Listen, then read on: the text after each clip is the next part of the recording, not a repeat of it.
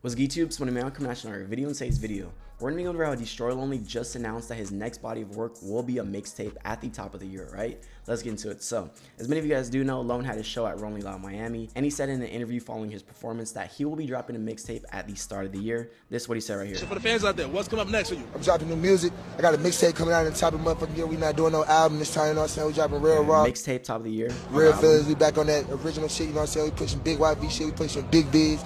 Getting money on, you know what I mean? I bet. So that's what he said right there. No album, mixtape, top of the year. Woo!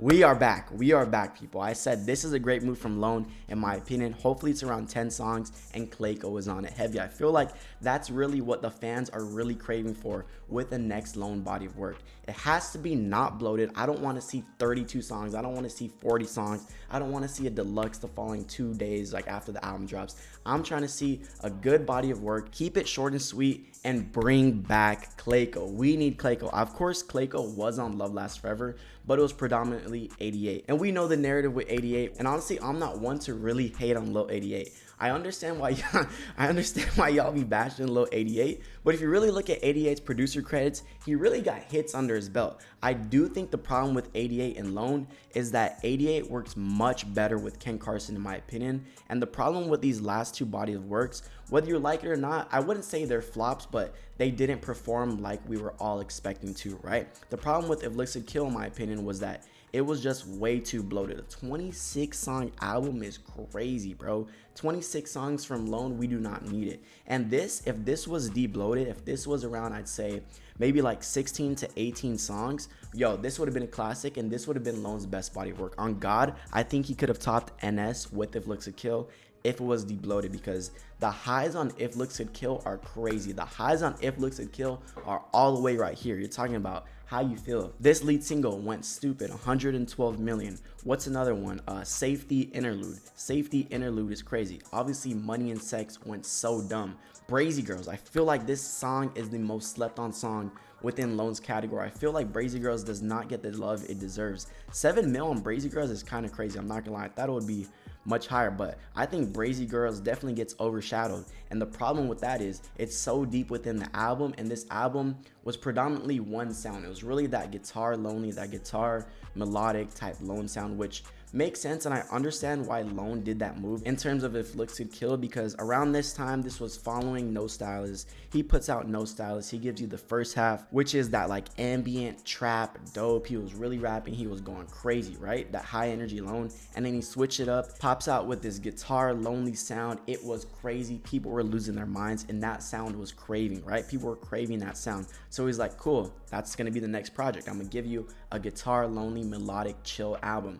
And this project was great, but it was just too many songs. So I think that's why a mixtape in this case is perfect, right? Because a mixtape, I'm not looking at a mixtape to be more than, you know, like 12, 14 songs. I think he needs to keep it short and sweet. Obviously, that was the biggest problem with If Looks Could Kill. And I need him to let Clayco go stupid on this and really bring back that good Lone sound, that ambient trap sound. That ambient trap sound from Lone is S tier. The ambient trap, oh my God, he went crazy. That No Stylist, Broken Hearts, I'd even say the higher energy songs on If Looks Could Kill are that ambient type trap Lone sound. And the problem with Love Lasts Forever, in my opinion, is that it just really didn't feel like a Destroy Lonely album, in my opinion. It felt like Destroy Lonely trying to make like a future album, or Destroy Lonely trying to make like this ATL club heavy trap type sound, which was cool, and I don't think this was a bad album whatsoever. I still listen to it, you know, here and there, but it just really felt disconnected from who Destroy Lonely is, in my opinion, where No Stylist was like, that's who Destroy Lonely is. He's gonna give you this ambient trap sound, then he's gonna hit you with this guitar melodic vibe. And If Looks Could Kill could have been that. If Looks Could Kill could have been the album that defines Destroy Lonely, because it had a theme behind it, it had the whole opium type swag, it had the guitar sound. If it was only a little bit fewer tracks, this would go down as a classic, I'm telling y'all right now. But that's what we need heading into this mixtape from Lone. We need Clayco back. And I'm not gonna be one to really sit here and hate on 88, because I'm not really the biggest fan of Lil 88, but I can give him his flowers, and he does have great credits. You gotta admit, if we go to Lil 88's Genius, Lil 88 Genius Plays. He got some hits on it. So let's be real. Let's be real. 88 got some songs in him. Bino, SS Singapore, Veteran, Me My Cup, It's Over, Rock and Roll. Let's see. Overtime, President, Love Hurts. Like 88 got some songs. Raver, Suicidal, Exodus, Cadillac. Like 88 got some songs on it. But let's be real. We all need Clayco back as the main prod on the next body of work from Lone. 88 and Lone was cool. I do think 88 meshes much more better with Ken Carson. I think 88 and Ken is a great duo, but I feel like 88 and Lone is like Andrew Bynum and like Kobe, whereas Clayco and Lone, that's like prime Kobe and Shaq right there. That duo is so nasty. So I feel like he needs to make this short and sweet, bring back Clayco. And also, that's a good thing going into a mixtape, because also mixtape don't bring in narratives, right? Mixtapes are kind of just like, okay, it's a mixtape. I don't really have much expectations. I'm not looking at a mixtape to be, you know, a well-curated body of work that sends a message and has a theme throughout the whole type project, and Lone's trying to become this person. Nah.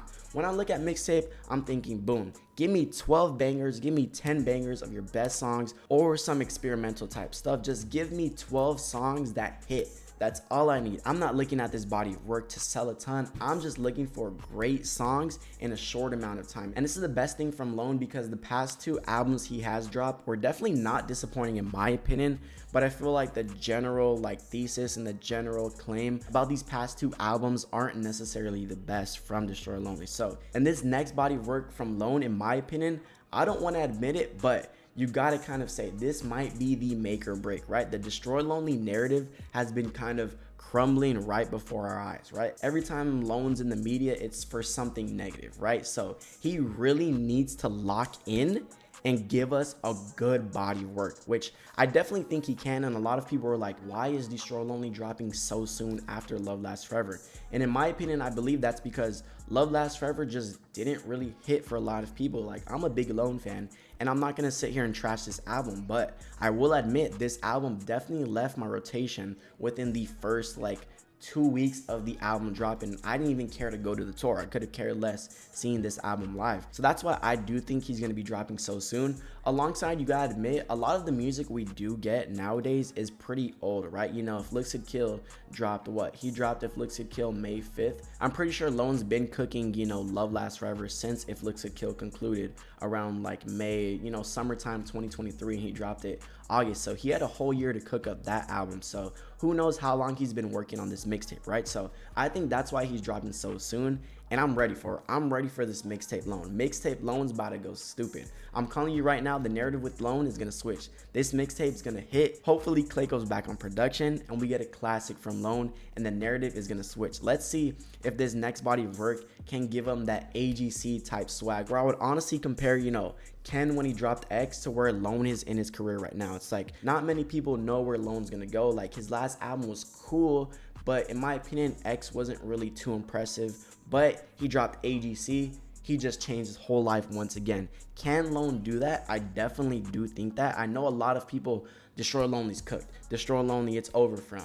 Pack It Up, Get a CDL. Nah, Destroy Lonely's chilling. We know what he can cook. And if he really locks in, which I know he's been seeing the narratives all over TikTok, especially with him and 88 going on tour, he's seeing all that stuff. He knows he needs to lock in, which I definitely do think he can. I never really gave up on Lone, and I never will. In my opinion, I'm still standing on Lone over Ken. I would say Ken easily has the game within his hands right now, but I'm just biased. Lone, that's the GOAT right there. Lone's the GOAT in my opinion. But that's everything we know regarding this mixtape Lone. I'm gonna call it Mixtape Lonely. That would be a pretty dope name. But yeah, hopefully it's short. I don't want to see a bunch of songs on this project.